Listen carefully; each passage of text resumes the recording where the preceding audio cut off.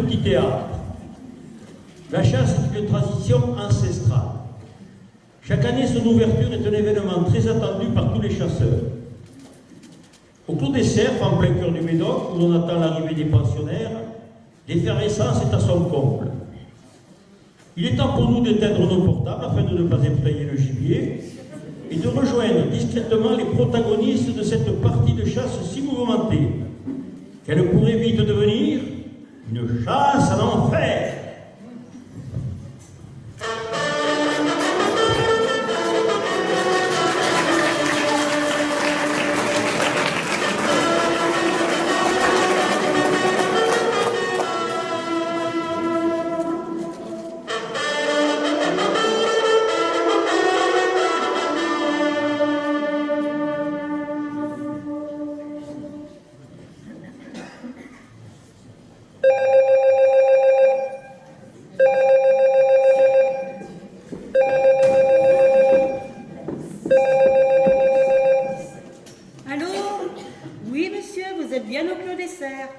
Certainement, nous faisions bien chambre d'hôte, mais tout est complet.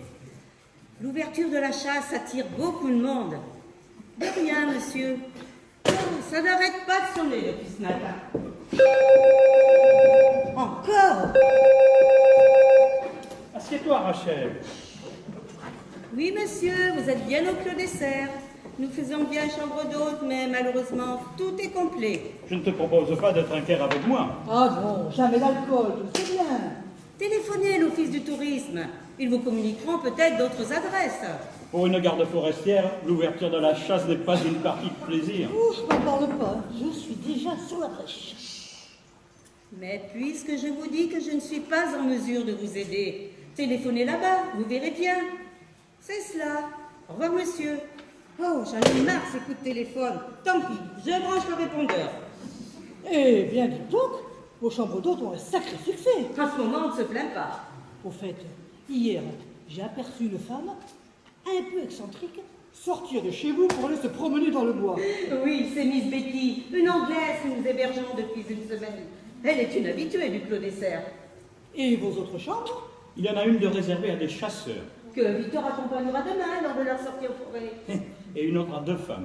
Oui, des ornithologues qui viennent dans la région sans doute pour étudier les oiseaux. Mais ne louez-vous pas 4 chambres? En fait, la 4e est déjà occupée par ma mère. Tu parles d'un cadeau. Victor, je te dispense des commentaires. En attendant, vous avez bien raison de louer vos chambres. Ça met du beurre dans les épinards, pas vrai? Comme tu dis. On en a bien besoin. Avec ce qu'en rapportent les produits de la ferme en ce moment. Bon, allez, c'est pas pour tout ça, mais il faut que je me tire. Se tirer en période de chasse, on ne peut pas mieux dire. Sacré Victor, va. Oh. Allez, à plus. Et n'oublie pas, tu reviens quand tu veux, Rachel. Je suis certaine qu'elle pense comme moi. On devrait aménager davantage de chambres d'hôtes. Mais pour qui? Tu sais très bien qu'en dehors des périodes de chasse, les clients ne se bousculent pas.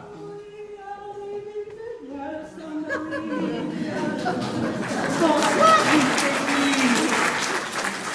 avez-vous fait une bonne promenade?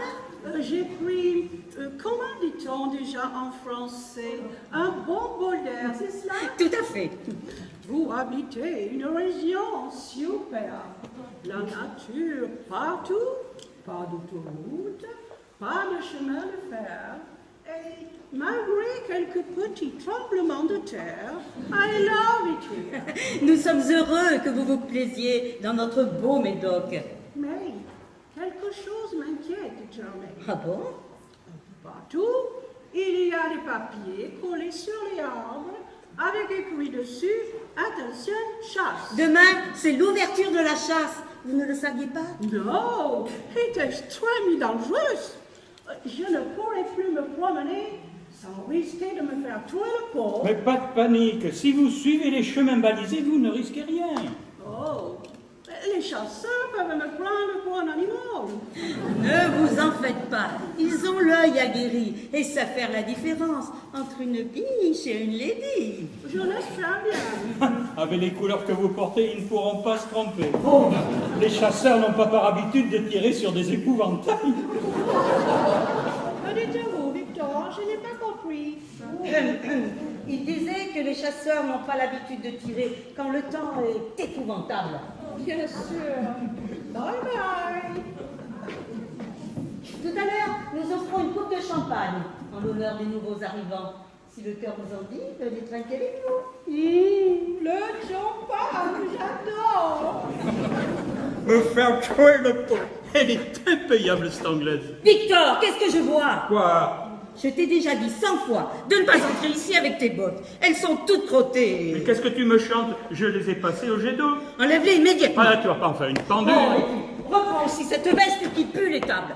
Nos pensionnaires vont arriver et je ne tiens pas à les accueillir dans un endroit qui dégage des relents de porcherie. Bah, ici, c'est une ferme, ce n'est pas une parfumerie.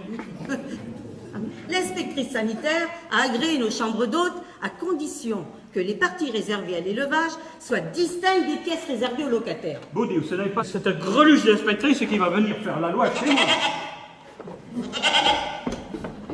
Ah, la salope! Je ne sais pas, madame l'inspectrice de Salrosse, s'il te plaît. Mais non, mais c'est Lisette, cette vieille bique. Elle ne trouve rien de mieux que de piétiner mes plates-bandes. Cesse d'appeler cette chèvre Lisette, ça m'agace. Et Lisette, c'est son nom. Et je te rappelle que c'est aussi le nom de ma mère. Non, ta mère s'appelle Lise. Son petit nom est Lisette, tu le sais très bien. Mais il peut rien, moi, si tout le monde l'appelle d'un nom de chèvre.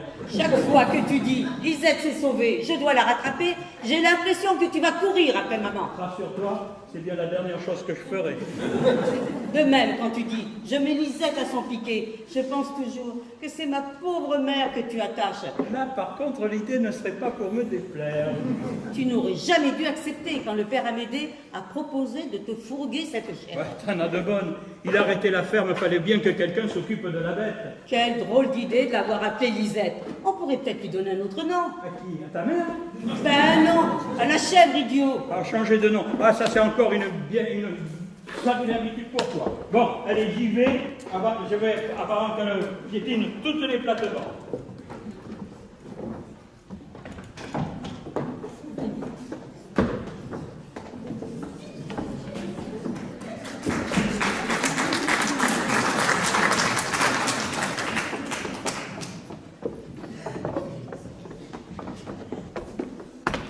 Germaine, ça ne peut plus durer. Qu'y a-t-il, maman? Depuis que tu m'héberges, ton diable de mari me pourrit la vie. Non, c'est un peu de ta faute. Tu as aussi le don de le provoquer. Oh, dis, fais-moi passer pour une virago tant que tu y es. Tout de suite, les grands mots. Alors, ce que je ne supporte pas chez lui, c'est sa grossièreté. Allons donc, il jure bien de temps en temps, comme tous les fermiers. Mais de là, à le traiter de grossier personnage... Mais tu ne connais pas ton mari, ma parole. Écoute bien. Hier, j'étais assis sous le banc dans la cour de la ferme quand des scouts sont arrivés. Ils collectaient de l'argent pour une maison de retraite. Sais-tu ce que ton mari leur a proposé? Non. Moi! Comment cela? Toi? Oui, il leur a dit, je vous donne 1 000 € si vous me débarrassez de ma belle-mère. Remarquez-la tout de suite, c'est à prendre ou à laisser. Et il a dit ça bien fort pour que je puisse l'entendre. Ton mari ose me monnayer comme une vulgaire vache. Mais qu'est-ce que tu racontes? Une vache en bonne santé vaut bien plus que 1 000 €, voyons. Arrête, tu m'en diras tant. Elles se vendent à ce prix-là quand elles sont vieilles et ne donnent plus de lait. Dis tout de suite que je ne vaux pas plus qu'une charolaise décrépite. Oh, ma mal desséchée. Je n'ai pas dit cela, maman. Et puis je te signale que c'est toi qui te compares à une vache. Tiens, tu as descendu ta valise? Oui, j'ai décidé d'aller passer le week-end chez mon frère. Ah, chez tonton Lucien. Oui, parce que l'air devient irrespirable ici. Cette visite est une excellente idée. Ça t'aidera de changer les idées. Ah oui, parce que j'en ai bien besoin, crois-moi. Tu pars longtemps? Non, seulement le week-end. Donne une bise de ma part à ce cher tonton. Oui. Bon, maintenant, je dois te laisser pour préparer l'arrivée de nos nouveaux clients. Au revoir. Une bise à ce cher tonton. Mais pourquoi ne s'en charge-t-elle pas elle-même? C'est toujours pareil. Les vieux, ça n'intéresse personne. Bonsoir, Lise. Oh, excusez-moi, je voulais dire Lisette. Ce n'est pas grave, Miss Betty. Je n'arrive pas à me faire à ce petit nom par lequel tout le monde voit peine. Oh, Lise ou Lisette, peu importe. C'est de toute façon moi. Avez-vous passé une bonne journée? Oh, excellent. J'adore le Médoc. Vous partez? Oui, quelques jours chez mon frère. Oh. Miss Betty, je voulais vous demander, comment se fait-il que vous parliez si bien notre langue? Ma nurse était française. Ah, je comprends mieux. Mais je fais encore beaucoup de fautes. Et puis, il y a des expressions bizarres que je ne peux pas toujours comprendre et que j'écris dans un petit calepin. Ah, c'est donc cela les notes que je vous vois prendre. Mais de quelles expressions parlez-vous? Alors, par exemple, la phrase « monter sur ses grands chevaux ». Pourquoi parler ainsi à des gens qui ne font pas d'équitation? Il y a aussi « tu mènes bien ta barque » ou « tu nous mènes en bateau ». Étrange d'affirmer cela à quelqu'un qui n'a jamais navigué. Oh, c'est un langage imagé, Miss Betty. Une autre phrase fait sourire quand vous dites d'un homme qu'il porte des cornes. Et ça rapporte avec les chasses. Oh, pas du tout. Alors, de tout temps, un des sports favoris des femmes de chez nous a été de faire porter des cornes à leur mari. Je me demande aussi pourquoi tant de gens ici considèrent leur pays comme une basse-cour. Les policiers sont vus comme des poulettes et certaines femmes comme des dindes ou des rois blanches. Certains se prennent même pour des volatiles. Allons donc. Mais oui, combien de fois ai-je entendu « prends-en de la graine » ou j'ai la chair de poule ». Et oui, il y a cette obsession du bec. Comment cela? Vous n'arrêtez pas de dire « tu pues le bec ». Ou tu mets le bec dans l'eau. Quand ce n'est pas carrément, je te cloue le bec. Quand vous disputez, vous avez une prise de bec. Et puis, il y a encore pire, Lisette. Je suis inquiète de voir autant de vos compatriotes infestés par les vers, les pious et les poucs. Oh, mais non, voyons. Bien sûr que si. Des expressions comme se tirer les verres du nez, se chercher les poucs dans la tête, ou avoir la piousse à l'oreille sont courantes. Et puis, on dit que la France est le pays de la gastronomie. C'est faux. Vous vous délectez de cuisses de grenouille, vous bouffez du lion, vous avalez des couleuvres, mais le pire de tout, vous mangez carrément les pissenlits par la racine. Tous ces mots ont un sens qu'il ne faut pas prendre au pied de la lettre. Pied de la lettre? Voilà, encore une expression que je ne peux pas comprendre. Alors, quand nous aurons le temps, je me ferai un plaisir d'éclairer votre lanterne. Éclairer ma lanterne. Ah oui. Alors, éclairer la lanterne d'une personne se dit lorsqu'on projette de lui expliquer quelque chose qu'elle ne comprend pas. Permettez, je note. Éclairer ma lanterne. Au fait, je n'ai jamais me rappelé si vous êtes la mère de Victor ou de Germaine. Oh, ben de Germaine, bien sûr. Victor est donc votre bon fils. Ah, on ne dit pas bon fils, mais bon fils.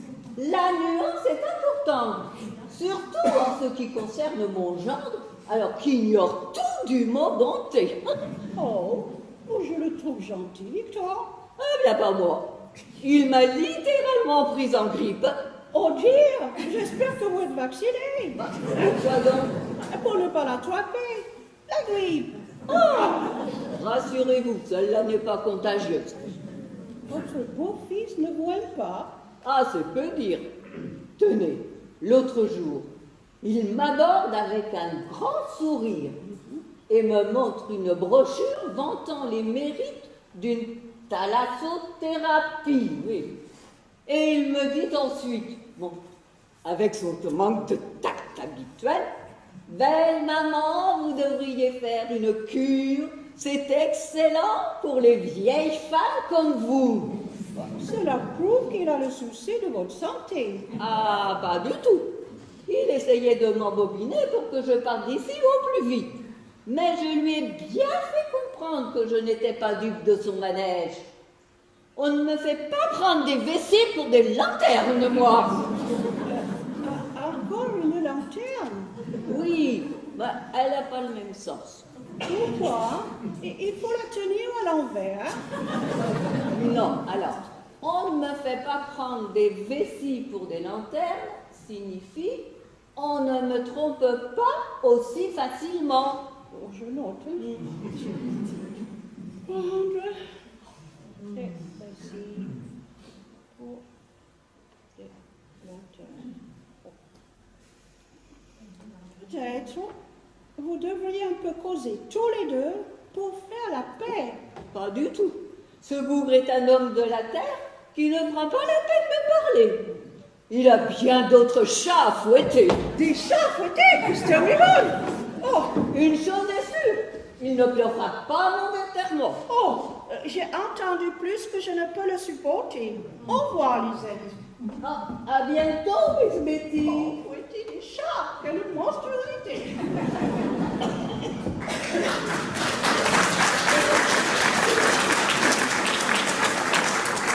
Elles ont de drôles de réactions, ces Anglaises.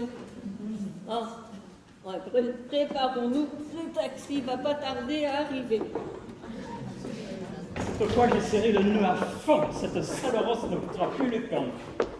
Tiens, mais qu'est-ce que vous faites là, vous? Et vous, que faites-vous là? Vous dites, je suis chez moi et je n'ai droit de compte à rendre à personne. Merci de me le rappeler aussi gentiment. C'est normal, à votre âge, on perd la mémoire. Oh, mais pas suffisamment pour ne pas me souvenir de toutes les méchancetés que vous proférez à mon égard. Tiens, vous partez? Oui, je vais à Coquet rendre visite à mon frère. J'espère qu'il vous gardera longtemps.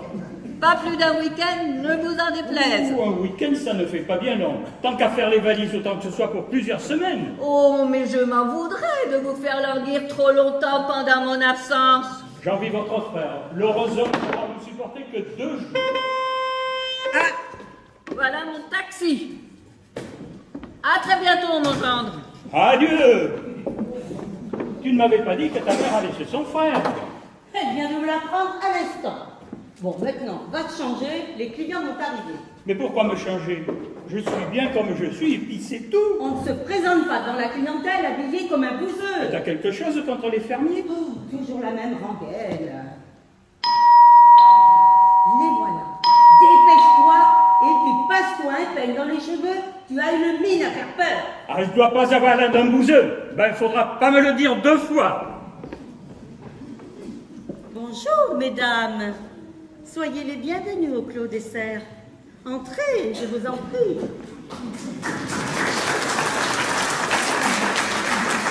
Avez-vous fait mon voyage? Oh oui, tout à fait. Et nous sommes enchantés de venir dans le Médoc. Désirez-vous un petit rafraîchissement? Oh non, merci, madame. Appelez-moi Germaine, ici on ne fait pas de chichi. Germaine, entendu. Moi, c'est Stéphanie. Et moi, Pauline. Hein? C'est la première fois que nous avons des ornithologues. Que venez-vous faire au juste? Eh bien, observer les oiseaux. Cela va de soi pour des ornithologues. Mais pourquoi ici, précisément, dans notre région? C'est-à-dire que ce serait peut-être un peu long à vous expliquer. Je comprends, mais nous aurons l'occasion de parler de tout cela plus tard. Pouvez-vous nous indiquer où se trouve notre chambre? Bien sûr, je vais vous y conduire. Oh non, non, ne vous donnez pas cette peine. Très bien. Alors vous la retrouverez à l'étage, au fond du couloir, à gauche. Parfait. Quand vous serez installés, venez nous rejoindre. Nous offrons le verre de l'amitié en l'honneur des nouveaux arrivants. Oh, c'est très aimable à vous. C'est bien poli. Ah, Ah, elles sont charmantes, ces femmes-là. Ah, ce doivent être les chasseurs. Bonjour, messieurs. Soyez les bienvenus au Clos des Cerfs. Déposez vos bagages, voilà. Déposez. Entrez, je vous en prie. Avez-vous fait bon voyage? Parfaitement. Ah, heureusement qu'on avait le GPS, hein. Et on est tombé ici dans le trou du cul du Médoc. Hein. Pardon? Bien, mon ami me souffle que l'on arrive dans un endroit typique du Médoc ici. Vous verrez. Vous ne tarderez pas à tomber sous le charme de nos forêts, au point de ne plus pouvoir vous en passer. D'autant qu'on les dit fort gibieuses. Ah, ça c'est vrai. Elles sont un véritable paradis pour les chasseurs. Vous nous mettez l'eau à la bouche, n'est-ce pas, Félix? Oh, demain, je sens qu'on va faire un carnage. Votre ami a l'air enthousiaste à ce que je vois. Nous le sommes tous les deux. Pensez donc, l'ouverture de la chasse. On attend ça depuis tellement longtemps. Désirez-vous un petit rafraîchissement? Non, merci, madame. Appelez-moi Germaine, je préfère. Va pour Germaine. Moi, c'est Robert. Et moi, Philippe.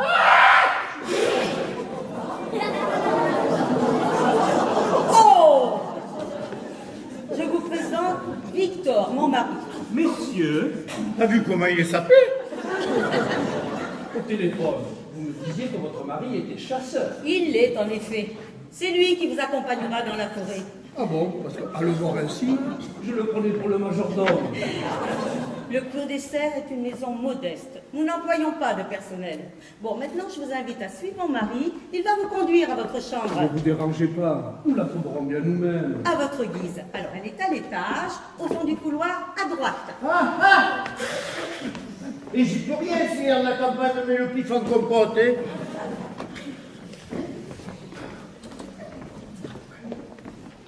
Quand vous aurez déposé vos bagages, venez nous rejoindre. Nous prendrons ensemble le verre de l'amitié. Ah, le verre de l'amitié, t'as entendu, Robert? On peut pas le boire de suite, j'ai une soif de pendu. Madame a dit quand nous aurons déposé nos bagages. Ne commence pas déjà à m'avoir fait regretter de t'avoir pris avec moi. Hein. T'as vu, Robert? Les fermiers sont habillés comme des milords dans le Médoc. Mais qu'est-ce qui t'a pris de mettre ton costume de mariage? tu vois, je suis encore capable de rentrer dedans. T'es complètement toqué. Allez, va te changer. Encore? Mais c'est une idée fixe, c'est tout de me me changer. Cesse de faire le malin, ça ne te va pas du tout. Ouais, je n'ai plus l'air d'un bouseux. Tu devrais t'en réjouir. Ce sont des chambres d'hôtes ici, pas l'hôtel Ritz. Ouais, tu n'es jamais contente. Assez palabré, enlève-moi ta cravate et viens m'aider à la cuisine. On n'arrête jamais dans cette maison. J'ai les jetons, Stéphanie. Si les chasseurs nous repèrent, on est foutus. Chut! Mais fort! Quelle drôle d'idée de se faire passer pour des ornithologues. Mais écoute, c'est le meilleur moyen pour que personne ne devine ici que nous sommes un commando anti-chasseur et que nous apportons au front de défense des animaux.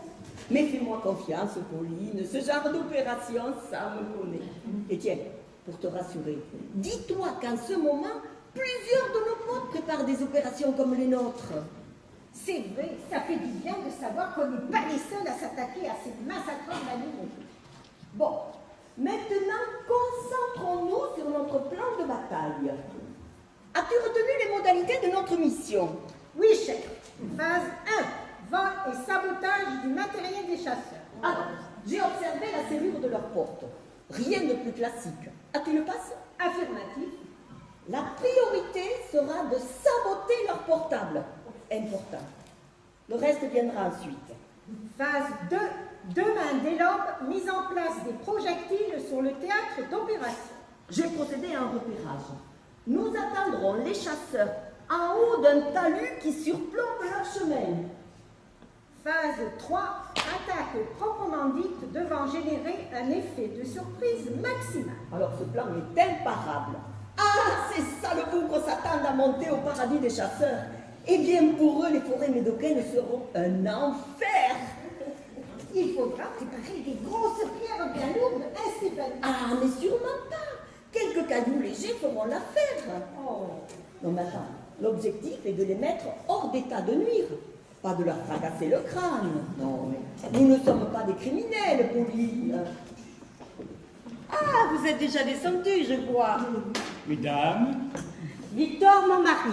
Enchanté. Stéphanie et Pauline, nos deux ornithologues. vous venez pour étudier quel genre de volatile? Tous les gens, n'est-ce pas, Stéphanie? Absolument. Nous ne ciblons pas d'espèces particulières. Cesse d'importuner nos pensionnaires avec tes questions. Germaine, je m'intéresse et puis c'est tout. Approchez, messieurs. T'as vu, Robert, du champagne? Tout doux, Félix, tout doux. Quand nous aurons un moment, je vous ferai goûter à ma petite fine, vous m'en donnerez des nouvelles. C'est excellent, ça, la fine du Médoc. Hein?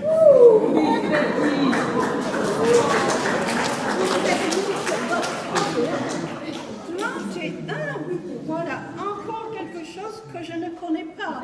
Miss Betty est anglaise. Elle se passionne pour les subtilités de notre langue.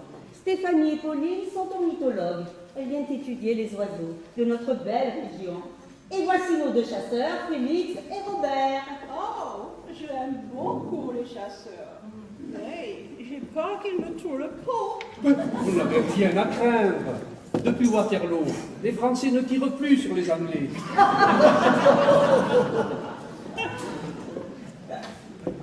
Asseyez-vous, je vous en prie.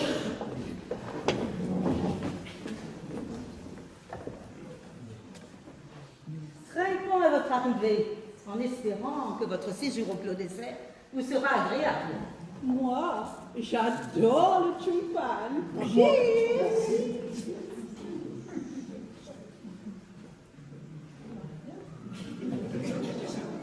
Elle est une sacrée descente, la Miss. Elle est aussi grande que la tienne. Victor. Alors, en forme pour la chasse? Certainement. N'est-ce pas, Félix? Ah oui, demain, ça va saigner, hein? Dites-moi, Félix, qu'aimez-vous le plus chasser? Hein? Je vous demande ce que vous aimez chasser. Le gibier. C'est un comique, votre ami? Pas pour tout le monde. Je demandais quel type de gibier, à plume ou à poil? Non, on chasse un peu partout, ouais, Robert. Mais c'est important pour le choix des munitions. Vous verrez cela demain avant de vous mettre en route. Et vous, Pauline, vous venez dans le Médoc pour les oiseaux? Oui, je aime beaucoup les oiseaux. Bon, pour une fois que nous hébergeons des connaisseuses, je vais en profiter pour poser une question. Oh, tu nous énerves avec tes questions. Germaine, je m'intéresse et puis c'est tout. Je voulais parler de la grue. Ça fait des mois que tu nous bassines avec ta grue. Personne n'a rien à faire. Oui, mais moi, ça me turlupine. Pourquoi il y a des travaux, là? C'est drôle. Votre ami a un grand sens de l'humour. Elle irait bien avec Félix. Pourquoi vous rigolez tous? Pauline est un véritable bout en train qui fait de l'humour sur tout. Et surtout quand elle ne réfléchit pas. Parle de l'oiseau. Mais évidemment, grosse bétasse. Bon, alors je pose ma question. Dépêche-toi et qu'on en finisse. Mais quoi donc encore? Bon, la grue arrive dans notre région en octobre. Et depuis quelques années, elle s'installe ici tout l'hiver au lieu de continuer sa migration. Ce qui est tout à fait inhabituel. Comment expliquez-vous cela? En fait, les causes sont multifactorielles. N'est-ce pas, Pauline? Certainement, il est difficile de les expliquer en quelques minutes. D'autant plus qu'elles sont complexes et agissent en interconnexion. Oh Dieu! Quelle affaire! Mais il doit sûrement y avoir quelque part une explication. Oh, on vient de te dire que les réponses sont nombreuses et complexes. Veuillez excuser mon mari qui n'y comprend rien. C'est normal, il n'a pas dépassé le certificat d'études. Tais-toi, Germaine, c'est toi qui n'y connais rien. Bon, encore une petite coupe pour fêter votre venue? Beaucoup aimé le champagne. C'est le dernier, hein, Félix? Déjà? Bon, il se fait tard. Si vous le permettez, nous allons vous gagner notre chance. Je vous en prie. Le petit déjeuner se prend à partir de 6 heures. Ah, parfait. Merci pour le verre. Et bonne nuit. Bonne nuit, Bonne mesdames. nuit. Où chassez-vous habituellement? Un peu partout. Vous avez bien un endroit de prédilection. Dans les bois de Boulogne. Là, je suis de Paris, mais la chasse est autorisée là-bas? Bien sûr que non. À ce qui paraît qu'on y chasse un gibier à poil un peu particulier. Victor, c'est tes grivoiseries. Oh, parce qu'on ne peut même plus rigoler maintenant. Veuillez excuser mon compagnon, sa langue a fourché. Il voulait dire les bois de Sologne. Ah oui, j'ai confondu Sologne avec Boulogne. Que je suis bête alors. Pas besoin de le dire, et tout le monde s'en est aperçu. Bon, demain, nous prendrons le petit déjeuner de bonne heure avant d'aller chasser. Entendu.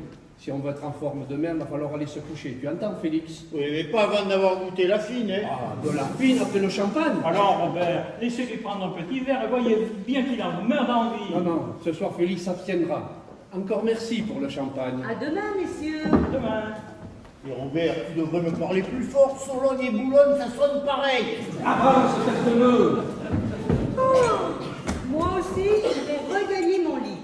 Miss Betty, je vous souhaite une bonne nuit. Carrément. Restez, je vous en prie. Terminez votre verre à votre aise. Cheers. Débarrassons, Victor.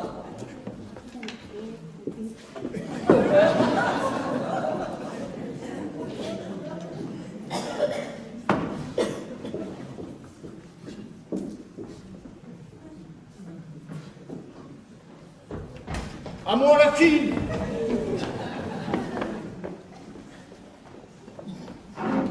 Asseyez-vous là, Félix.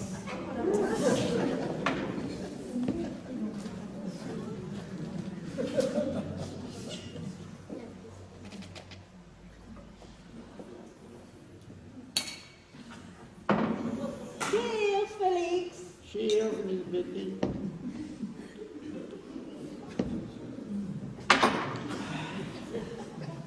Comment te trouvez-vous, mon chapeau? Oh, il est très classe, hein. Et surtout, il se voit de loin. Vous ressemblez à la reine d'Angleterre. What? C'est la première fois que quelqu'un me compare à Sa Majesté. Une petite fine avec moi? Oh non, merci. Je bois déjà trop de champagne.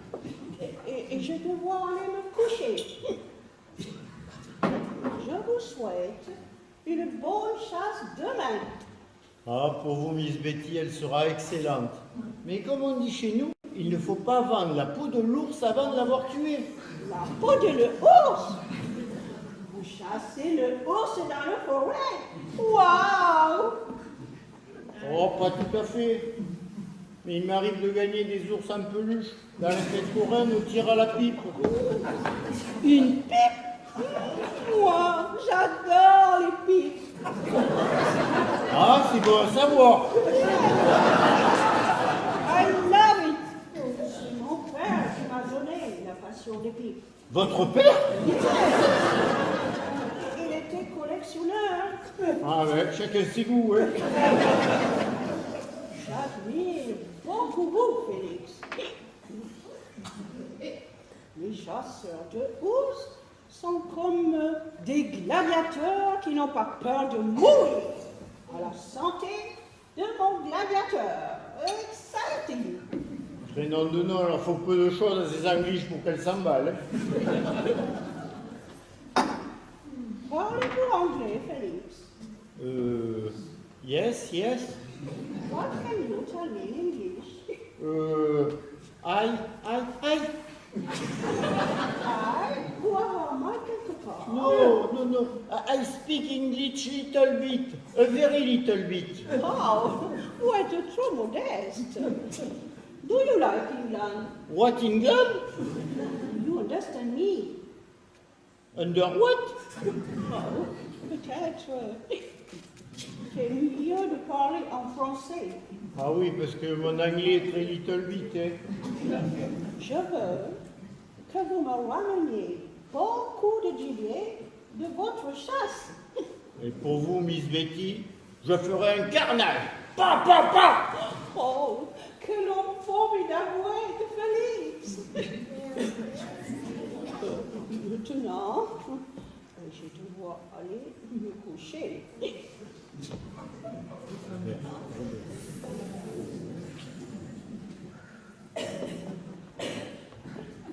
Bonne nuit, mon gladiateur. Bonne nuit à vous, Miss Betty.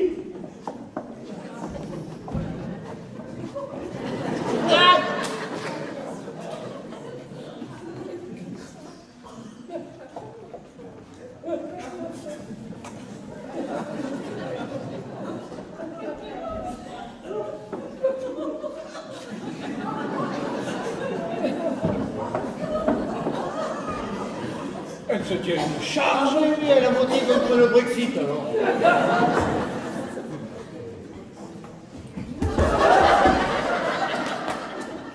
Il ne reste plus qu'à la monter dans sa chambre, elle a logé délicatement dans son lit. Mais je suis venu dans le Médoc pour chasser, pas pour me faire monter sur le dos par une amiche.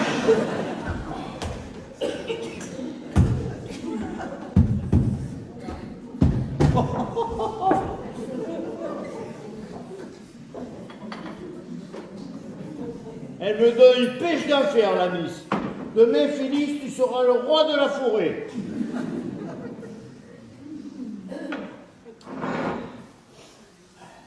Oh, qu'est-ce que tu fous, mon Dieu? Eh bien, je goûte la fine. Mais tu vas pas y passer toute la nuit. Et elle est fameuse, hein. T'as vu un coup? Tu ferais mieux de préparer ton matériel pour demain au lieu de picoler. Ton fusil, par exemple. Oh, mais j'avais oublié. Un chasseur digne de ce nom ne laisse jamais traîner son arme. Que je t'y reprenne plus, hein. Et tant qu'on en est aux recommandations, n'oublie pas non plus de préparer ton permis de chasse. Mais ce n'est pas mon permis, c'est celui de mon frangin. Chut, pas si fort. Je sais qu'il appartient à ton frère jumeau. Pas la peine de le crier. De même, si un garde de chasse demande ton nom, pense bien répondre Antoine Marcillan. Compris? Oui, le nom de mon frérot. Ce qui m'inquiète, c'est sa photo sur le permis. Aucune importance, on a quasiment la même bouille.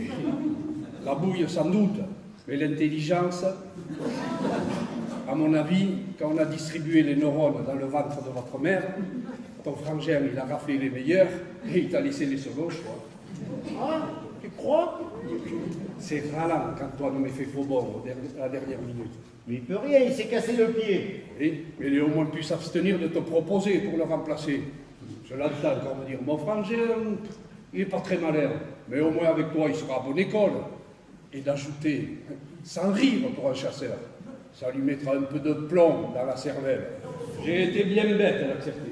Mais pourquoi tu dis ça? Qu'est-ce que je vais faire de toi? T'as jamais tenu un fusil de ta vie? Mais bien sûr que si, je suis pas trop mauvais au tir à la pipe.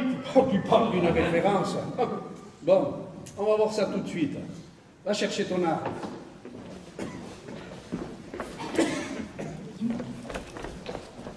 Ah non, ne jamais pointer une arme à feu sur quelqu'un, hein? Ah mais on s'en fout ici, il n'y a personne. Pour bien tirer, il faut rester détendu. Comme ceci.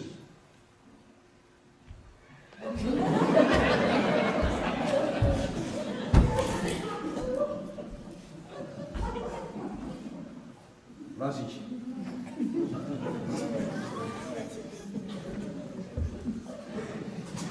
C'est trop mou, trop mou.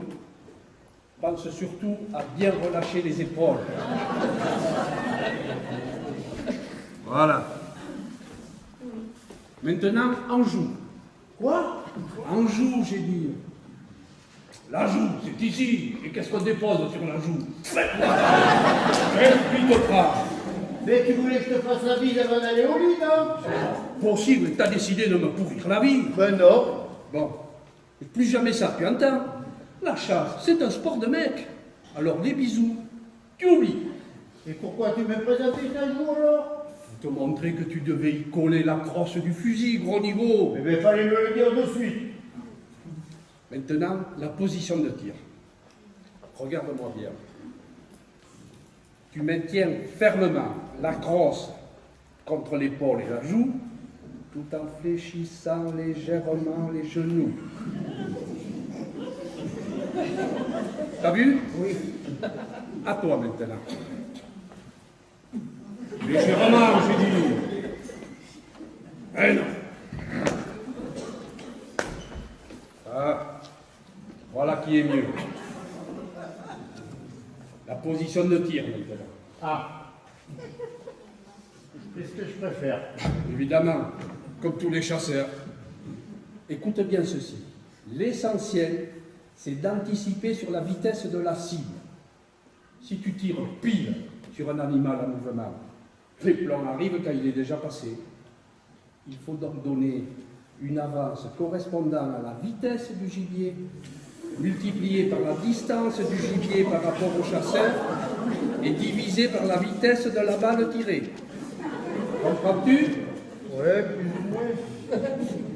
En gros, pour espérer toucher l'animal, tu dois viser l'avant de la bête ou très légèrement devant elle, si elle court vite. Ah oui, sinon on aura une bredouille, l'air d'un corneau. Note que pour toi, dans tous les cas, ça ne changera pas grand-chose. Et j'ai une question. Ouais. Et si l'animal il recule, est-ce que je dois tirer derrière lui? Comment tu fais pour poser des questions aussi idiotes? Mais qu'est-ce que je dois encore savoir? L'essentiel. Pour bien tirer, il faut savoir viser. Ah oui, parce que si on ne sait pas viser, on tire à côté. T'as tout compris. Maintenant, montre-moi. Montre-moi quoi? Mais comment tu vises? Ah.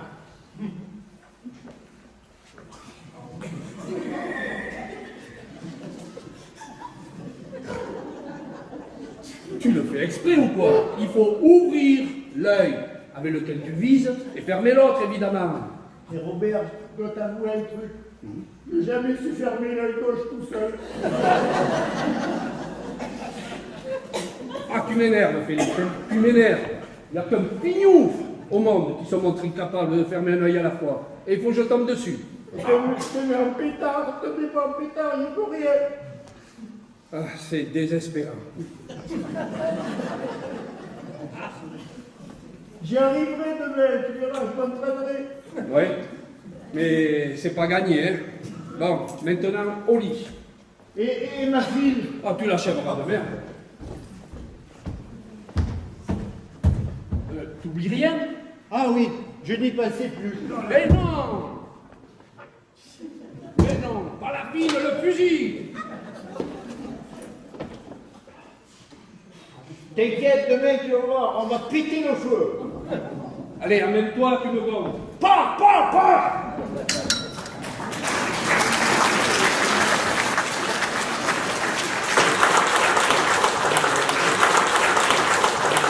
De l'entrave.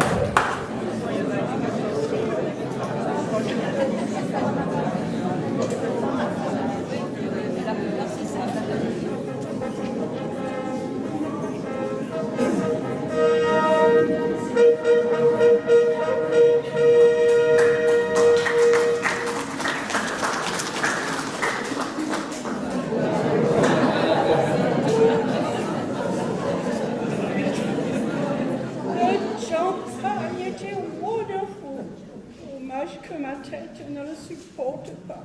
Désirez-vous une aspirine, Miss Betty? Oh non, merci. Je puis faire le bouillotte. Mais vous avez l'air contrarié, Germaine. Quelque chose ne va pas. Victor a eu un accident. What is terrible?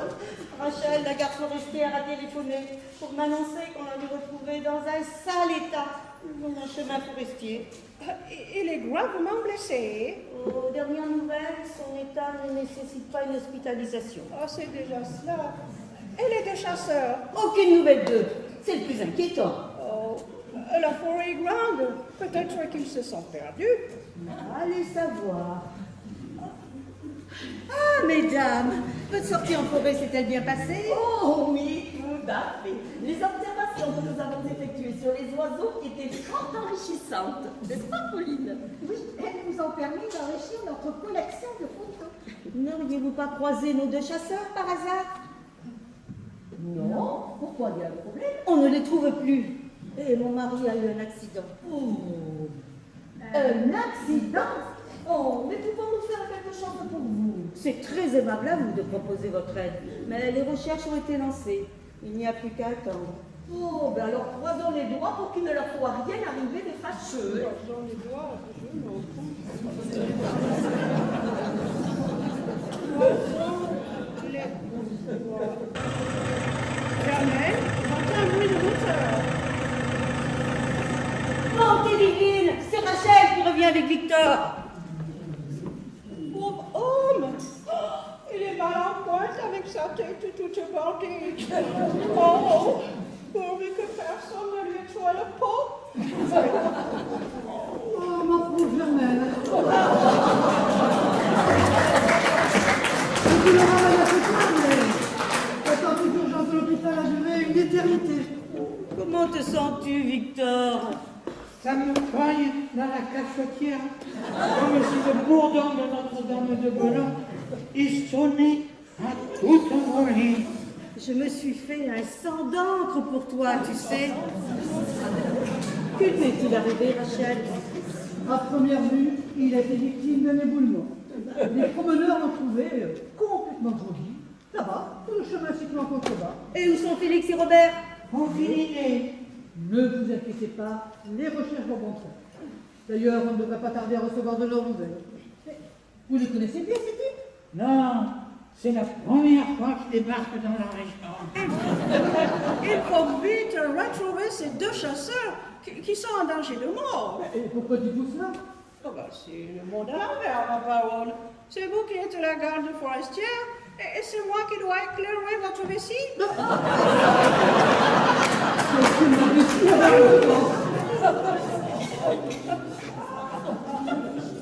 Votre lanterne.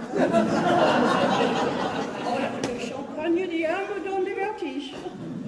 Il faut que je retourne me reposer moi. Vous voilà enfin. Eh bien, Eh bien, il était temps que vous reveniez, hein. On commençait sérieusement à s'inquiéter, nous. Vous êtes sain et sauf, Victor. Nous avons eu si peur pour vous. Moi donc. Ça fait des heures qu'on vous recherche. Où est-il vous passez, bon sang?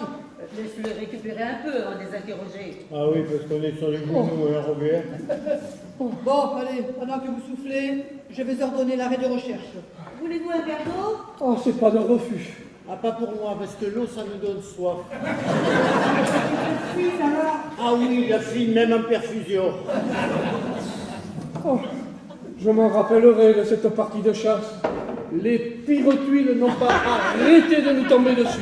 Mais tu te trompes, Robert, c'était pas des tuiles, c'était des pierres. Façon de parler, Félix. Mais elles venaient d'où, ces pierres? Mais dans la carrière, je t'avais déjà dit. C'était comme une pluie de cailloux qui tombait du ciel. Nous, on a pu les éviter de justesse. Mais Victor, Avec ma chance habituelle, c'est moi qui tout pris. Ah, belle chose de faite. Alors, vous étiez donc avec Victor quand il a été assommé? Ah oui, surtout qu'on a eu la peur de notre vie. Hein. C'est curieux, ça, quand même. Un éboulement à cet endroit est très inhabituel. Mais pourquoi n'avez-vous pas immédiatement appelé les secours? Oui, avec votre portable. oh mon portable, ne m'en parlez pas. Je ne suis jamais parvenu à l'allumer. Alors donc. Pourquoi? Il était en panne. Ah non, il a été saboté. Comment ça? Montrez-le-moi. Et le portable de Félix? Ah, le mien n'avait plus de batterie. Vous voulez dire que la batterie n'était pas chargée? Mais non, la batterie s'était comme volatilisée. C'est la première fois que ça m'arrive. Eh, de fait, l'écran a été bousillé. Hein. Ça alors, un portable saboté, une batterie de toute évidence volée. Qui diable a pu faire une chose pareille? Bon, enfin, de toute façon, portable ou pas, abandonner quelqu'un de blessé ne se fait pas. C'est de la non-assistance à personne en danger. Comme il était impossible d'appeler les secours sur place, nous avons préféré rebrousser chemin pour donner l'alerte à partir d'ici. Un de vous deux devait rester auprès de Félix, bon sang. Robert. On ne pouvait pas se séparer. Félix est agoraphobe. Tout seul dans la forêt, il a des angoisses. Oui, j'ai peur des animaux. Et surtout les gros avec des cordes. Allons bon, mais vous êtes un sacré trouillard pour un chasseur. Si vous avez mis autant de temps à revenir, je suppose que c'est parce que vous vous êtes égaré. Ah ça, on était perdus de perdus. On aurait dit qu'on était au milieu de nulle part. Pourtant, vous n'étiez qu'à un quart d'heure de marge ici. Le drame, c'est que je n'avais pas mes lunettes sur moi et que j'ai dû me laisser guider par Félix. Donc, Félix vous a mal dirigé. Ah mais ça c'est peu dire. Hein. Ah, j'étais pourtant sûr d'avoir pris la bonne direction, hein, Robert? On ne peut plus sûr. J'aurais juré avoir reconnu le gros chêne que l'on avait croisé en partant. Oui, et comme il y a des gros chênes partout, Ensuite, qu'avez-vous fait? en désespoir de cause, on a sorti la boussole. Ah, il est vrai que la bonne vieille boussole, dans les cas critiques, se révèle souvent salvatrice. Oui, et à condition de savoir s'en servir. Évidemment. Et la boussole, c'est fastoche. l'aiguille se dirige toujours vers le nord. Oui. Sauf que la tienne indiquait l'ouest.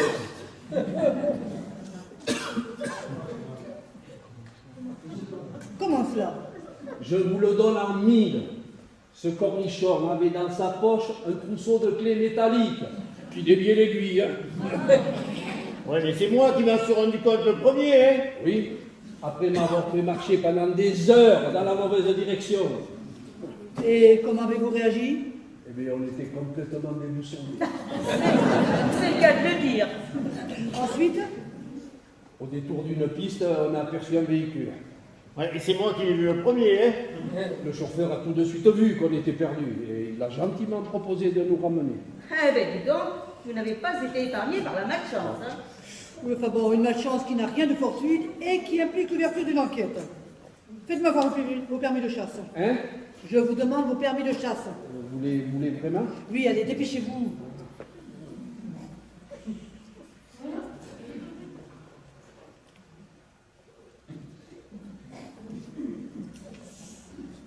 Ouh, mais votre photo est ancienne, hein?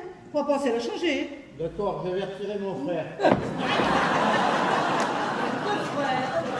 Qu'est-ce qu'il vient de faire à l'hôpital? Eh bien, son frère est justement photographe, n'est-ce pas, Félix? Mais non, pas du tout. Ah, c'est vrai, il est photographe, j'avais oublié. Mais c'est quoi ce cirque-là? Et, en fait, son frère, il est spécialisé dans les portraits. C'est cela, dans les portraits. Ah, vous voulez dire que son frère est portraitiste? C'est tout de même autre chose, hein. Exactement. Donc Félix a raison. Un portraitiste est bien plus qu'un photographe. C'est un artiste. Ah, tu vois, Robert, j'avais raison, ça t'a mouché le coin, hein. Allez. Oh, Et vous demanderez donc à votre frère de vous tirer le portrait. D'accord. Oh, avez-vous vu comme le ciel s'assombrit? Boudillon, va tomber un cré des lunes. Mais c'est toujours mieux que des pierres, hein. Quoi? Qu'est-ce que j'ai encore dit? Oh, ben alors, Victor, comment te sens-tu? Ah, coussi, coussa. Ah, tu te sauves, tu t'en remettras. Bon, allez, maintenant, il faut que je m'en aille. Merci encore pour tout, Rachel. Hein. Germaine, prends bien soin de ton homme. Il fait tellement fort que la nuit, on dirait que Oh, il était temps qu'on revienne, hein, Robert? Et les émotions, ça creuse. Venez à la cuisine, je vais vous servir un bon repas. bonne idée, Germaine. Il nous faudra reprendre des forces avant de nous remettre en route demain. Allons, Victor, tu ne vas pas retourner à la chasse dans l'état où tu es. Ah, c'est ce qu'on verra. Quand il faut y aller, faut y aller. Ce n'est pas un mal au crâne qui m'arrêtera. Demain, on va péter le feu. Pas. Arrête de faire le taré. Mais je fais pas le taré. Non, tu l'es vraiment, c'est encore pire. alors venez.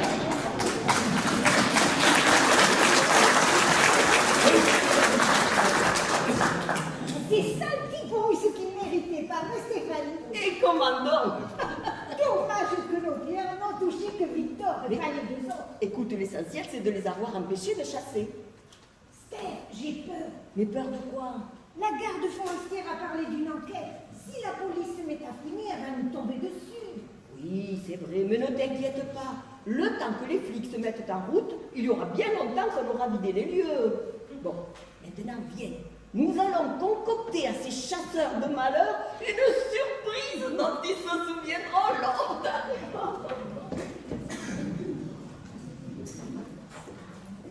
Ça passera mieux avec une fine. Ouh là là, un chat petit chèque, hein.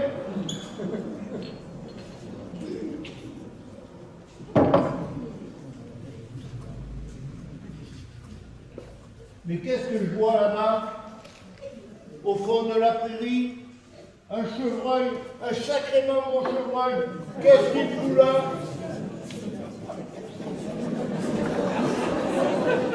Robert! Attends, je vais le faire en douceur avant qu'il se sorte. Qu'est-ce que tu fous, mon Dieu? Eh ben, tu devineras jamais.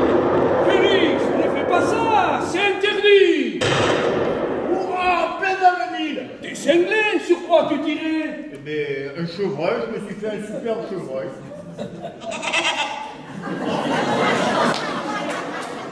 chevreuil, tu en es sûr? Mais qu'est-ce qui se passe ici?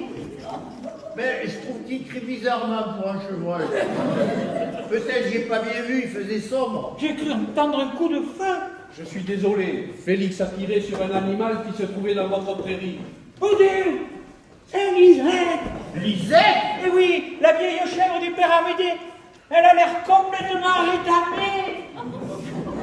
Bon sang, la foudre est tombée dans la prairie. Qu'est-ce que j'entends? Vous avez abattu notre chèvre? Je le crains fort, madame. Voyons, on n'est pas au Far West ici. Bougre d'abruti, t'as rendu compte de ce que tu as fait? J'aurais pourtant juré que c'était un chevreuil. Monte dans la chambre, je veux plus te voir. Et dommage quand même que c'était pas un chevreuil. Hors de ma vue, sinon je fais un malheur. Et la chèvre? Victor m'adresse un signe qui ne trompe pas. Je suis vraiment navré, madame. Vous avez de la chance. Je ne tiens pas à ébruiter l'événement pour préserver la bonne réputation de mes chambres d'eau. Sinon, j'appellerai la police. Je tiens absolument à vous dédommager du préjudice. Ce n'est pas la peine. La chèvre était âgée, elle coûtait plus qu'elle ne rapportait, mais tout de même, on s'y était attaché. Ah, je m'en veux de ne pas l'avoir empêché de tirer. Ce qui est fait est fait. Victor m'appelle, j'y vais. Ah, je m'en souviendrai du Médoc, hein. On m'y comprendra plus de chasser avec un zigoto pareil. Mais puisque je te dis que j'ai entendu un coup de feu. Mais non, tu auras confondu avec la foudre. Je te jure que non. Votre ami a raison, c'est mon compagnon qui a tiré. Mais tirer sur quoi? Sur Lisette, une vieille chèvre qui se trouvait dans le pré. Comment votre ami abat un pauvre animal et c'est tout l'effet que ça vous fait? Tuer une bête est un crime, monsieur. Il ne faut pas dramatiser, elle était vieille et ne valait plus grand-chose. Mais que font Victor et Germaine là-bas au fond de la prairie? Il creuse un trou, sans doute pour y enterrer la bête. Vous pouvez être fier de vous. Et là, sur notre temps, je vous prie, hein. Mais voyons, Pauline, il n'y a pas de quoi en faire tout un plat. Ah, tu trouves, toi? Mais dis-toi, tu vas finir par lui faire repérer. De toute façon, le mal est fait. Mesdames, je vous laisse. Non mais tu es folle ou quoi? Mais je suis tout aussi indignée que toi. Mais si nous voulons réussir notre mission, il nous faut impérativement tenir notre langue. T'as raison, je me suis laissé emporter. Ah oui, bon, mais que cela te serve de leçon. Bon, maintenant, passons à la suite de notre plan de bataille. On va continuer à la renfermer baver, ainsi valide. Passe-moi la poudre de bourdelle, vite. T'es certaine que ça va marcher? Ouh, das diable, dame, oui. Une bonne dose de poudre d'écorce de bourdelle dans la nourriture et l'effet laxatif est garanti. Faudra pas se bourrer d'aliments. Mais as-tu remarqué ce matin au petit déjeuner? Victor et les deux chasseurs étaient les seuls à manger du grenier médocain. Oui, même que ça avait l'air de bien leur plaire. Ah oui, ben, dans la région, c'est la tradition. Les jours de chasse, on mange du grenier médocain. Et bien demain, ces messieurs dégusteront du grenier agrémenté à la poudre de bourdelle. Et surveille pendant que je suis à la cuisine. J'ai hâte de voir la tronche que tireront ces saligots demain après le petit déjeuner. Ah, ces messieurs aiment tirer à la chasse. Eh bien, ils tireront, et même plus d'une fois. Seulement, ce sera la chasse des toilettes. Après tout, ils n'auront que ce qu'ils méritent. Et puis, ils ne sont pas à plaindre. Le sort qu'ils réservent à ces pauvres bêtes est bien pire que le leur. Voilà, c'est fait. J'y ai mis double dose. Super! À ce régime-là, et nous aurons les prix aussi. Tu sais quoi, Stéphanie? Et non. Notre opération anti-chasseur commence à vachement me passionner. Ah, mais le risque est exaltant, c'est bien connu. Ah, j'oublie.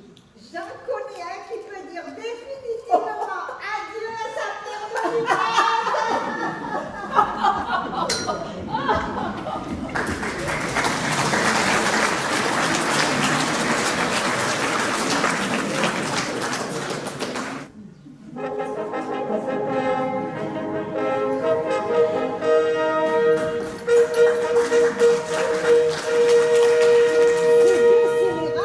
de chasser avec Victor, mais ils ne mettront pas longtemps à revenir. Oh, c'est sûr. Alors qu'il est, la double dose de laxatif qu'ils ont ingurgité a fait son effet. Dommage que le bonnet n'ait pas touché au grenier médocain. Oh, t'inquiète, son compagnon en a mangé pour deux. Importable, ça.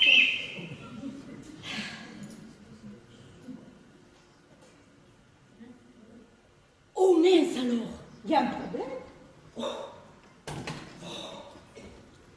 La journée promet d'être belle. À quoi allez-vous l'occuper, mesdames? À observer les oiseaux comme hier. Désirez-vous m'accompagner au petit marché de Saint-Laurent? Il est fort réputé dans la région. Non, merci, pas aujourd'hui. Mais une autre fois peut-être. Comme vous voudrez. Alors à tout à l'heure. À tout à l'heure, oui. Qu'est-ce qu'on fait maintenant? Ah, ben là, on stoppe tout et on se barre en douce. Quoi? T'es sérieuse? Tiens, lis le message, tu comprendras. Il nous vient tout droit de notre association. Opération anti-chasseurs éventée. Journalistes sont sur le coup. Stop émission. Préparez retraite. Ça veut dire quoi? Ben, j'en sais rien. Peut-être qu'un des nôtres a vendu la mèche. Ou qu'un de nos commandos a été débusqué. C'est possible aussi. De toute façon, on fait nos bagages et on se tire d'ici au plus vite. Hein. Il y a pas de faux l'air tout de même. Ah, tu crois, toi? Si ça se trouve, les journaux font déjà leur chou gras de l'affaire. Oh, voilà Miss Betty. Il faut qu'on lui parle. Bonjour, mesdames. Êtes-vous au courant du drame qui s'est produit hier soir, Miss Betty? Pas du tout. Vous n'avez rien entendu? Ah si, l'orage. Pourquoi? Qu'est-il arrivé? Un des chasseurs a abattu de sang-froid Lisette Lavier. Lisette, oh my God! Mais vous voyez bien de qui il s'agit. Oh, certainement, je la connais très bien. Oh, quel crime abominable! Vous faites bien de parler de crime. Il n'y a pas d'autre mot pour décrire le martyre de cette pauvre Lisette. Ah, votre réaction nous rassure, Miss Betty. Je vois que nous avons la même sensibilité. Attends, arrêtez le coupable. Pensez-vous, la police n'a même pas été avertie. Comment? Mais c'est incroyable! Et qu'a-t-on fait de la malheureuse? Oh, Victor l'a enterrée là-bas au fond de sa prairie. Vous vous sentez mal, Miss Betty? Oh, mais ce qu'il se passe ici est pire qu'un film d'horreur. Écoutez, nous sommes un peu pressés. Mon ami et moi devons absolument repartir. Déjà? Oui, hélas. Et nous regrettons de ne pouvoir donner à cette pauvre Lisette une sépulture décente. Oh, mais ne craignez rien, mesdames, je m'en chargerai. Vraiment, nous n'osions pas vous le demander. Vous pouvez compter sur moi. Je ferai le nécessaire. Oh, merci pour elle. Nous vous en sommes très reconnaissantes. Bon, désolé, mais maintenant nous devons aller faire nos bagages. Il n'y a pas une minute à perdre. D'abord, avertir la police. Hein? Vous êtes là, Miss Betty. Je ne sais pas ce qui m'arrive depuis ce matin. J'ai mal au ventre. Encore maintenant, j'ai l'impression que mes boyaux se tordent comme une gueille dans une lessive. Je suis fourbu. Eh oh, Miss Betty, vous m'entendez? Vous avez bien mérité ce qu'il vous arrive. Mais qu'est-ce qui vous prend? Je ne vous connais plus, monsieur. Vous dites, les temps rognent, l'ami l'a dit. Mais pourquoi m'appelez-vous monsieur? Moi, c'est Victor, vous le savez bien. Plus de familiarité entre nous, je vous prie. À part ma femme, jamais personne ne m'a parlé sur ce ton. Ne faites pas l'innocente. Je connais le triste sort de Lisette. Et je sais aussi que vous l'avez enterrée au fond de votre champ. Parfaitement. Et pour tout vous dire, je ne suis pas mécontent de savoir cette vieille bique enfouie 6 pieds sous terre. Oh! Comment pouvez-vous parler ainsi d'une disparue? Ce que vous avez fait est affreux. La pauvre a mérité une autre sépulture, non? Et puis quoi encore? Et pourquoi pas une pierre tombale tant que vous y êtes? Ce serait la moindre des choses, il me semble. Vous en avez de drôles, vous les Anglais. Puisque personne ne s'en est chargé, je vais faire arrêter ce criminel qui lui a trouvé le pot pour qu'il soit jeté en prison. Mais qu'est-ce que vous allez chercher là? Personne n'a trouvé la peau de Lisette. Ah bon? Je croyais. Mais non, il y a bien un chasseur qui lui a tiré dessus, mais il l'a loupé. Par contre, la foudre ne l'a pas raté. Et voilà que ça vient. Ouh là là, je sens que c'est du lourd. Il y a quelque chose. Plus tard, oui, petit, plus tard. On n'arrête pas les chutes du Niagara. Oh, il faut ne pas vouloir rester une minute de clou dans cette ferme de malheur. Je ferme ma valise pour retourner en Angleterre. Bonjour madame. Dites, j'ai aperçu au loin les 2 chasseurs qui logent ici. Je m'étonne que Victor ne soit pas avec eux. Il est revenu parce qu'il ne se sentait pas bien.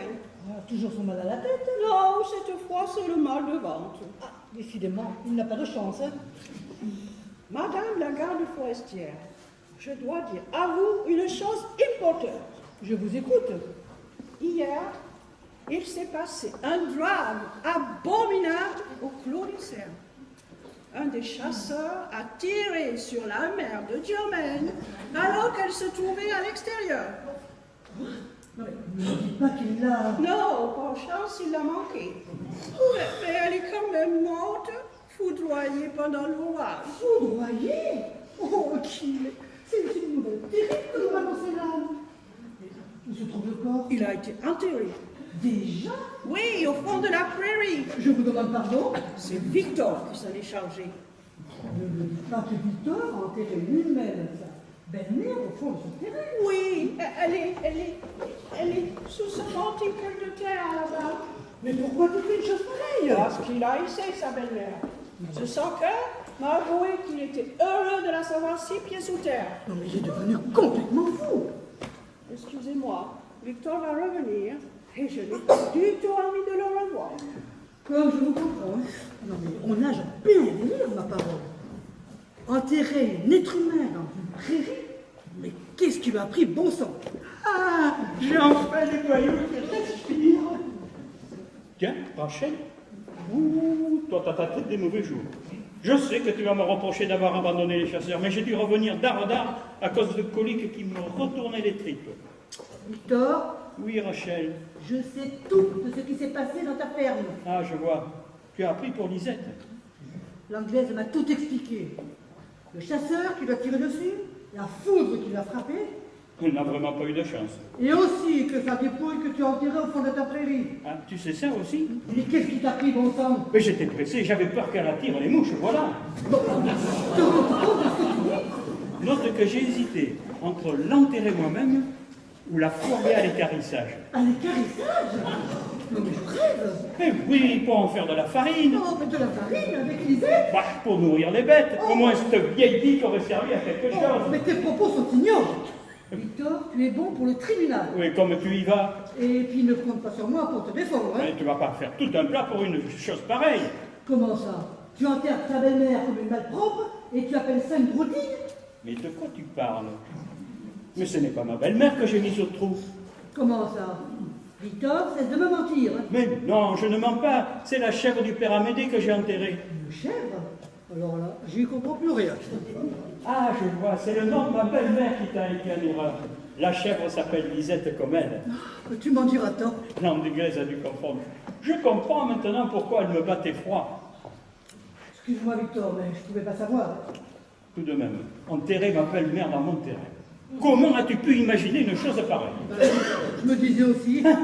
Je l'aurais mise dans un trou bien loin de chez moi. Tu ne changeras jamais, toi.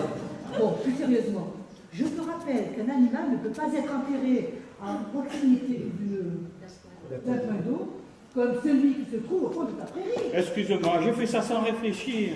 Bon, c'est pas bien grave. Tu sais quoi?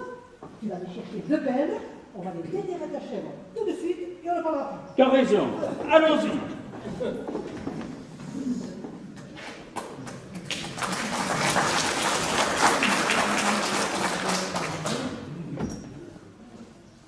La voie est libre. Tu peux venir. Oh non, non, non, pas par là. On risque de tomber sur Germaine qui rentre du marché. Contournons la ferme. Oh, j'entends du bruit. Vite, grouillons-nous. Et courage, Robert, nous arrivons. 100 mètres de plus et je m'écroulais. Hein. Et assieds-toi. Surtout pas m'asseoir avec la mitraille de plomb que j'ai ramassée dans les fesses. Tu trouves que je n'ai pas encore assez mal? Et qu'est-ce qu'on va faire maintenant? Ah, mais excellente question. Hein. Ça ne va pas de rester ici, je vais t'aider à regagner ta chambre. Je peux à peine mettre un pied devant l'autre. Comment veux-tu que je monte l'escalier? Tout de même, t'es vachement arrangé. La faute à qui? T'as le chic pour nous mettre dans des situations pas possibles, toi. Hein. Et je te jure, Robert, que je l'ai pas fait exprès. Mais il m'en faudrait plus que ça, tiens. Quelle idée aussi d'avoir été te fourrer dans cette espèce de fourré là. Il me fallait satisfaire un besoin pressant. T'as jamais eu de colique, toi? Depuis ce matin, j'ai l'impression de me vider de l'intérieur. Et en plus, ça me brûle dans le ventre, comme si j'avais des braises incandescentes dans les intestins. Tu vois, je t'avais dit qu'on allait péter le feu. C'est drôle. Avec ça, je suis complètement lessivé. Ce matin, quand on s'est mis en route, après le petit déjeuner, j'étais déjà au bout du rouleau. Au bout du rouleau? Ben fallait me le dire de suite, j'aurais été te chercher du papier toilette. Moi, je ne te parle pas de ça, andouille. Qu'est-ce qui t'a pris de m'envoyer une décharge de plomb dans le lard pendant que je me soulageais dans un fourré, hein? Tu m'avais bien vu y entrer, non? Ben pourquoi t'es pas resté où t'étais? Justement, là où tu as envoyé le plomb, c'est malin. T'as couru vite, dis donc. Et t'es pas resté où t'étais. Le premier endroit était nauséabond. Tout de même, un type qui cavale dans la forêt, en tenant le haut de son pantalon d'une main et son fusil de l'autre, ça passe pas inaperçu. Tu faisais quoi? Tu dormais? Mais non, mais je scrutais la forêt à la recherche du gibier, comme tu me l'as appris. À un moment donné, j'ai cru apercevoir un lièvre dans les broussailles et j'ai tiré. Oui, mais le lièvre, c'était moi, imbécile. Ben, je pouvais pas savoir, c'est ta chapka que j'ai pris pour le lièvre. Mais il y a une chose que je comprends pas. Pourquoi tu as reçu les plombs dans les fesses alors que je visais le haut du chapeau? Au moment où tu m'envoyais la mitraille, j'étais en train de me relever. Il faut vraiment tout expliquer à toi. Une chance que t'aies pas eu le temps de remonter le pantalon. Une chance pour qui? Mais pour le pantalon. Ça doit valoir cher un falzar pareil, hein? Arrête de causer, tu m'agaces. Mais il faudra quand même appeler un tout vite pour te soigner. Ah, hors de question. Hein. Personne ne doit savoir ce qui s'est passé. Parce que tout le monde se connaît dans le pays. Et si jamais le bruit court qu'un chasseur s'est fait tirer dessus, on risque d'avoir la police municipale sur le dos. Déjà que t'as pas le permis de chasse. Ah, ça c'est vrai. Tu ne m'auras rien épargné, toi. Hein. Je t'entends encore me dire, demain, à la chasse, ça va saigner. Mais je pensais pas du tout à toi, Robert. Bon, passons aux choses sérieuses maintenant. C'est toi qui vas me retirer les plombs. Moi, enfin. Tu as une autre solution?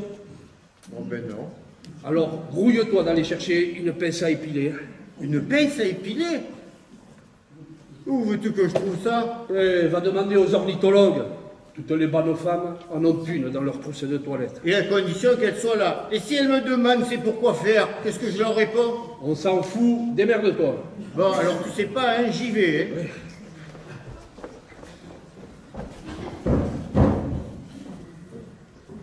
Tiens, Victor, vous êtes déjà revenu? Ouais. En ce moment, je me sens pas très bien.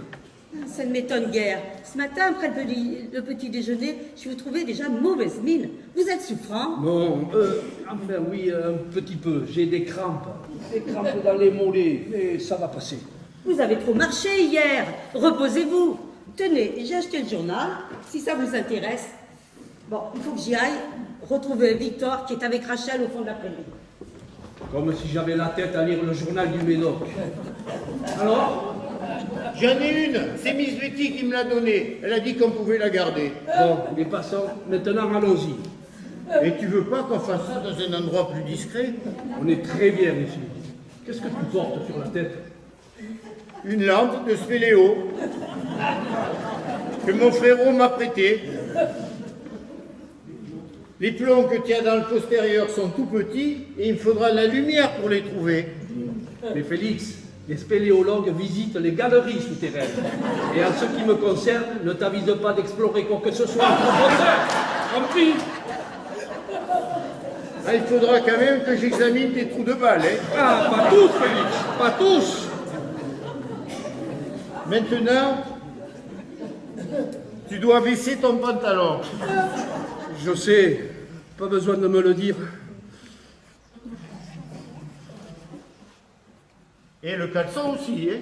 Mon Dieu, pourquoi m'avez-vous abandonné? Wow! Qu'est-ce qu'il y a? Eh bien, j'imaginais pas que t'avais un pétard aussi bien moulé, hein. Alors, tu t'y mets oui ou non? Eh, minute, hein, il me faut de la lumière.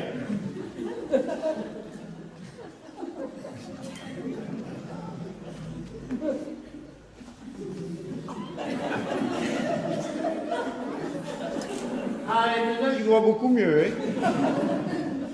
Et t'as de la chance, hein, les plombs ne sont pas rentrés profondément, trop profondément. C'est grâce aux broussailles qui ont freiné leur course. Et sinon, il m'aurait fallu un scalpel. C'est fini tes commentaires. T'es une vraie plaie, toi, tu sais.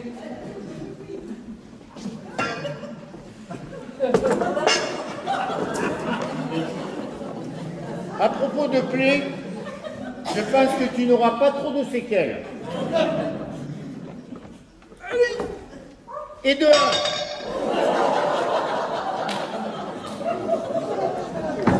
Et de 2.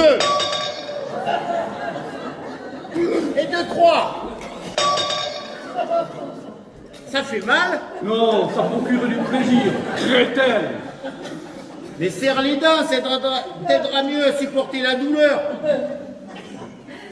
J'ai dit les dents, pas le derrière. Faut que ça reste bien mou pour que je puisse retirer les plombs. Je voudrais t'y voir, moi. Ah, il en reste un, mais celui-là est niché bien profondément, hein.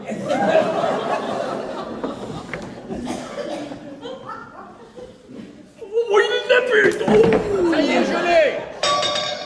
Ah, je me sens déjà mieux. Mais attends, il faut que je vérifie pour voir si j'en ai pas encore laissé.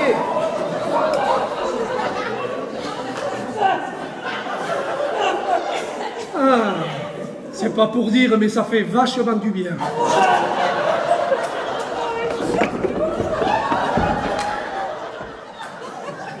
Faut faire gaffe, Robert, J'ai cru entendre la voix de Miss Betty. Mais c'est pas une raison pour me foutre les quatre fers en l'air, Je tiens à préserver ma pudeur, figure-toi. Surtout devant une lady. Ah, ça va quand même mieux. Miracle, la douleur a disparu. Ah, et la pince à épiler, je la garde en souvenir. Ça alors, qu'y a-t-il? écoute ça. Nous apprenons de sources anonymes que des commandos émanant du Front de libération des animaux mènent en ce moment des opérations contre les chasseurs. L'un d'eux, un duo de femmes particulièrement déterminées, sévit dans le Médoc. Ces personnes, sans scrupules, se font passer pour des ornithologues et utilisent les moyens les plus sournois pour arriver à leur fin. Vol et destruction du matériel, violence physique et neutralisation des victimes au moyen de produits naturels toxiques tels que la poudre de bourdaine, réputée pour ses effets laxatifs et purgatifs.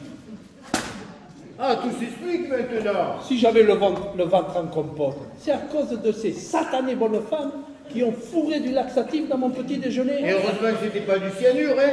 Allez, elles vont voir de quel temps je me sors. Eh, trop tard, elles sont parties. Comment ça?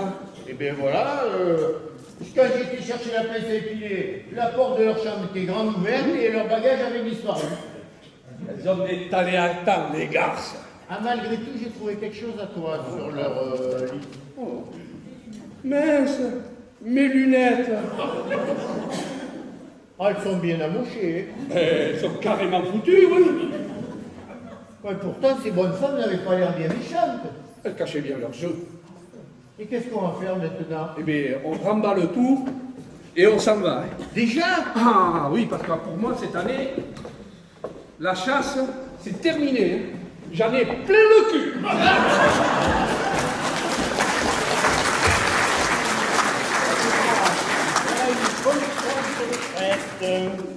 Et que je ne t'y reprenne plus, Victor. Hein. Dorénavant, tu t'abstiendras de jouer les fossoyeurs dans des endroits interdits. Bon, allez, maintenant, il faut que je m'en aille. Hein. À la prochaine, Rachel. Encore merci pour le coup de main. Y a pas de quoi, mais rappelle-toi bien ce que je t'ai dit. Hein. T'inquiète. Germaine, si on continue à avoir autant d'emmerdements avec nos chambres d'hôtes, il nous faudra fermer la boutique. Pour une fois, je te donne raison. Sincère condoléance, Germaine. La perte d'une mère est une terrible épreuve. circonstances si tragiques.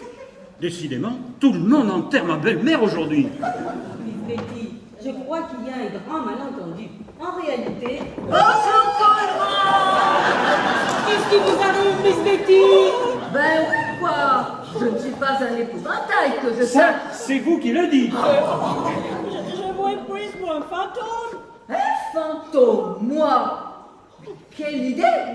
Je t'expliquerai plus tard, maman. Alors comme ça, vous n'êtes pas morte et enterrée, Lisette? Mort? Enterrée? Non. Et pourquoi? Je devrais l'être? Alors si c'est une plaisanterie, elle est de fort mauvais goût. Maman, il s'est passé beaucoup de choses depuis ton départ. Sans doute, mais j'en ai assez entendu. Si tu veux me parler, tu me trouveras dans ma chambre.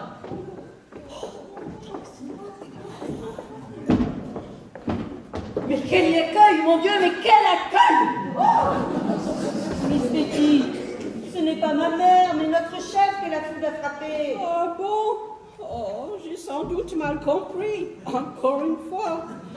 Oh, dommage. Pour la chèvre. C'est mieux ainsi. Et comme vous dites. Oh my God! Et moi qui expliquais à la garde forestière que... Rassurez-vous, nous venons de la mettre au courant. Oh.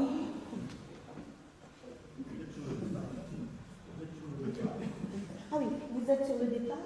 Yes. Je ne veux pas vouloir rester une minute de plus dans le méadow. Pourquoi? Vous ne vous plaisez plus chez nous? Pas du tout. Je pars à cause de ces types. Mère et Félix? Mais pourquoi? Ils vous ont manqué de respect. Ces gens sont des débauchés. Ben, on n'a pas fait de mal, nous. Absolument. Nous ne voyons pas du tout ce que vous voulez dire. Hein. Expliquez-vous, Miss Betty. J'ai surpris ces messieurs en train de s'adonner à des pratiques. Elle est bien bonne, celle-là. Parfaitement. Vous aviez votre pantalon baissé et votre ami faisait des délicatesses à votre derrière. En voilà des manières. Vous n'y êtes pas du tout. C'est moi qui ai demandé à Félix de s'occuper de mon arrière-train. À l'occuper fort bien. Mais que vous avez dit avec un air de jouissance, c'est pas pour dire, mais ça fait vachement de bien. Absolument, Germaine, je l'ai entendu de mes propres oreilles.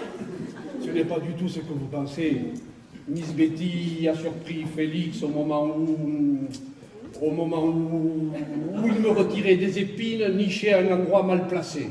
Voilà, comme ça vous savez tout. Que voulez-vous dire? Et en fait, hier dans la forêt, j'ai eu la malchance de tomber dans un arbuste à épines. Demandez à Félix si vous me croyez pas. Ah oui, c'était pas les petites épines, il fallait voir comment il Oh, des épines pareilles dans nos bois, c'est étonnant. À ma connaissance, les cactus ne poussent pas dans les forêts méditerranéennes. Mon ami exagère un petit peu sur la longueur, mais je peux vous en montrer des séquelles. Ah, si non, vous voulez. Nous vous croyons sur parole. Tout s'explique alors. Comme quoi, les apparences sont parfois trompeuses. N'est-ce pas, Miss Betty? Si je comprends bien, je vous ai surpris alors que Félix était simplement en train de vous soigner. Absolument. Oh, excusez-moi, je ne pouvais pas savoir. Puisque tout semble s'arranger, je suppose que vous restez avec nous. Oh non! Il y a trop d'agitation ici. Je fuis vers mon pays où la vie est beaucoup plus paisible. Dans ce cas, vous nous reviendrez l'année prochaine, je Oh, pense. surtout pas pendant la période de chasse. It's too dangerous. Permettez que je porte votre valise jusqu'à la voiture. Trop aimable, Félix. Robert, un exemple sur votre ami. Un jour, peut-être, deviendrez-vous un grand chasseur comme lui. Qu'est-ce que ça veut dire? Je suis prêt, Robert, je suis prêt. Bye bye. Au revoir, Miss Betty. Nous vous souhaitons un excellent voyage.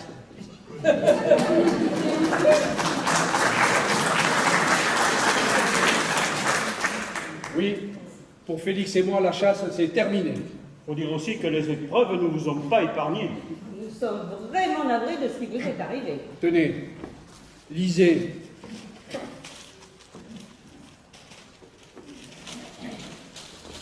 Nous apprenons de sources anonymes que des commandos émanant du Front de libération des animaux mènent en ce moment des opérations contre les chasseurs.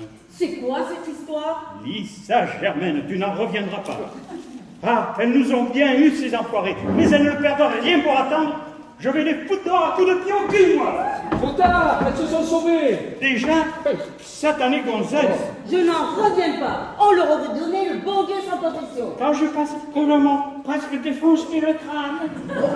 Robert, Qu'est-ce qu'il y a encore? avant de partir, Miss Betty m'a dit, pour me faire pardonner de vous avoir mal jugé, j'invite vous et votre ami Robert chez moi en Angleterre.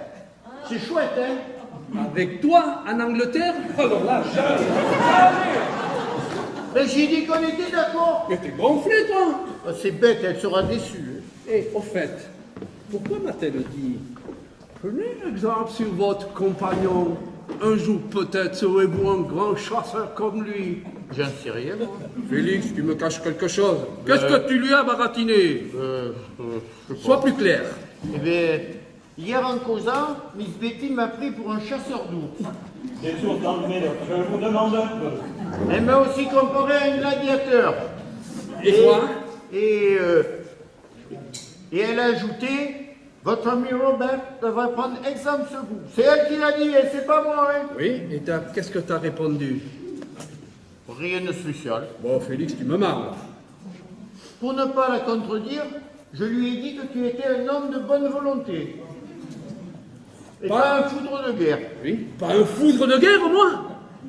Attention, j'ai dit ça sans insister. Pour qu'elle ait une bonne image de toi, je lui ai dit que tu étais un homme de bonne volonté. Quoi, tu as osé dire ça? Mais faut pas te mettre en pétard. Avec tout le champagne et la fine que j'avais bu, je savais pas trop ce que je Du disais. calme, Robert, ça ne sert à rien de vous affoler. Alors là, tu dépasses, mon Lascar, tu dépasses les bornes, hein. Lâchez ce fusil, c'est dangereux. Eh, fais gaffe, j'ai oublié de retirer les cartouches. Ça tombe bien, Thierry. Maintenant, tu vas déguster. Spartacus de mes deux. Robert, ne faites pas de bêtises. Et rattrape-le, qu'est-ce que tu attends?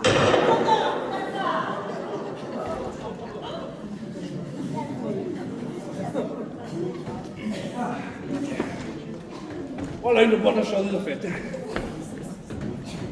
Parce que ça me démangeait depuis longtemps. Hein.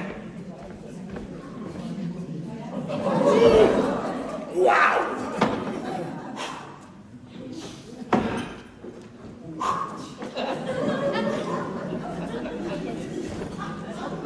Asseyez-vous là, Félix. Ah non, je préfère rester debout.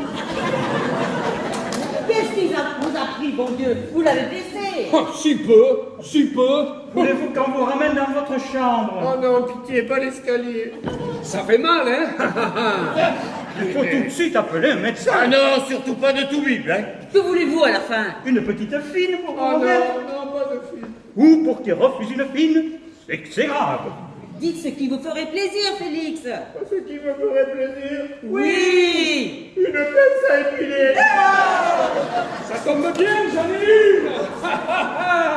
Baisse ton pantalon. Vas-y, mollo, Robert, vas-y, mollo. À nous deux, mon gaillard, à Tout nous doux, deux. Robert, tout doux. Tout doux.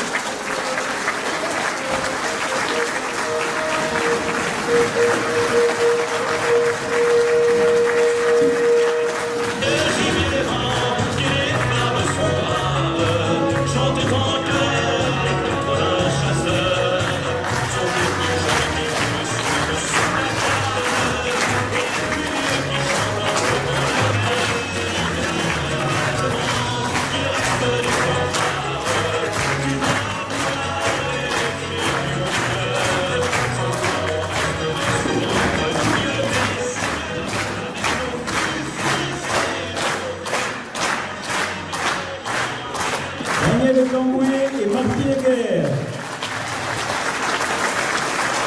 Yannick Boudreau, Camille Jean-Jacques et Jacques Moula. Anne-Marie Rossard et Claudine Camer. Pierre Lancha et Yves Laurier.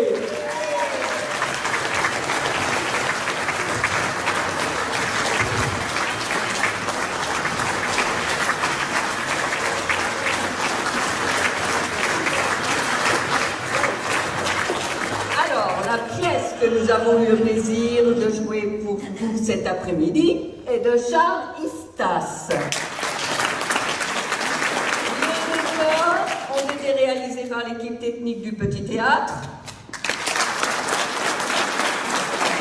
Les costumes ont été en partie confectionnés par l'atelier Solutions Couture de Saint-Laurent-Médoc. Coiffure et maquillage sont assurés par Christiane Leruyer, Aline Martinez, Miki Lajaretti et Josie Bijoux. La technique son et lumière était assurée par Jackie Baronnet, Guy Jean-Jean, Serge Lajaretti et Jean-Pierre Carascou.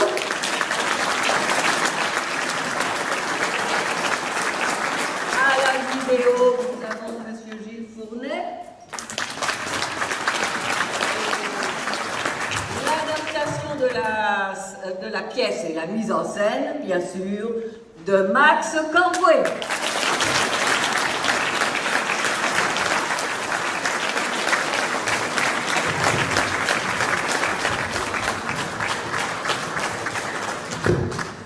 Notre président,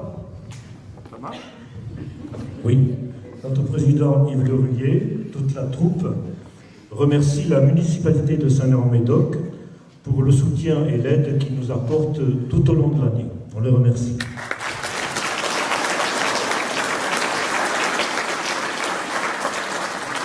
Merci aux artisans, commerçants, aux journaux qui ont diffusé l'information pour promouvoir notre spectacle. On peut les remercier.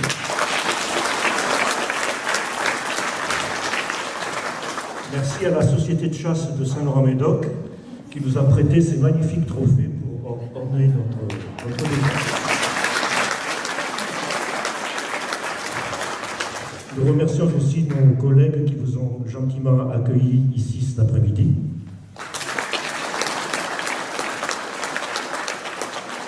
Et puis bien sûr, merci à vous, cher public, pour votre enthousiasme qui nous va droit au cœur. Merci.